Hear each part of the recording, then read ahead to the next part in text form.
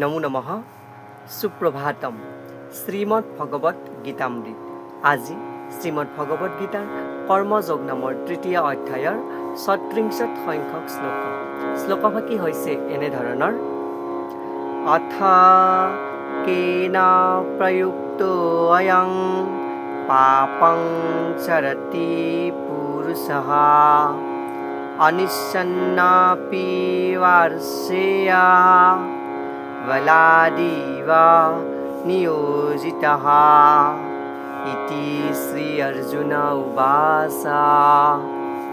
এই বিশিষ্ট শ্লোকভাগীৰ বক্তা হৈছে ভৰত অৰ্জুন। শ্লোকভাগীৰ অসমীয়া অৰ্থ হৈছে এনেধৰণৰ অৰ্জুনে ক'লে, হে বাৰ্ষেয় অথবা ভগৱান শ্ৰীকৃষ্ণ, কিহৰ তাৰণাৰ দ্বাৰাই প্ৰভাৱান্বিত হয় এজনে ইচ্ছা নকৰা সত্ত্বেও বলপূৰ্বক কোনো পাপ কৰ্মত নিয়োগ হ'বলৈ বাধ্য হয়।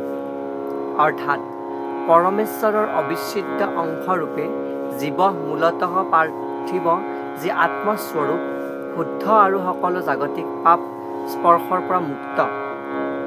সেইবাবে স্বভাৱতে জীৱই পাৰ্থিৱ জগতৰ পাপৰ সংস্পৰ্শলৈ আহিবই নালাগে। কিন্তু যেতিয়া জীৱৰ জড় প্ৰকৃতিৰ লগত সম্পৰ্ক ঘটে তেতিয়াই এই বিধাহীনভাৱে আৰু কেতিয়াবা আনকি ইচ্ছাৰ বিৰুদ্ধেও নানা পাপ কাম কৰিবলৈ লয়। গতিকে জীৱৰ এনে বিকৃত স্বভাৱৰ বিষয়ে অৰ্জুনে কৃষ্ণক যিটো প্ৰশ্ন কৰিছে সেইটো এটা যুক্তিসংগত প্ৰশ্নই হৈছে। যদিও জীৱই কেতিয়াবা নিজৰ ইচ্ছাতে পাপ কৰ্ম কৰিবলৈ ইচ্ছা নকৰে, তথাপিও কোনোবাই জীৱক পাপত প্ৰবৃত্ত কৰিবলৈ বাধ্য কৰায়। জীৱৰ অন্তৰত থকা পৰমাত্মাই অৱশ্যে জীৱক পাপ কৰ্মৰ বাবে প্ৰৰোচিত নকৰে, আন কিবা কাৰণত সেই জীৱ পাপত প্ৰবৃত্ত হয়, আৰু সেইটোনো কি তাকেই পৰৱৰ্তী শ্লোকত কোৱা হৈছে।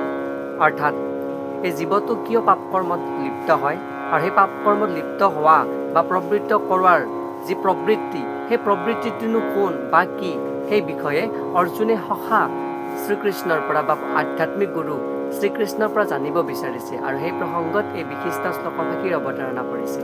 ধন্যবাদ।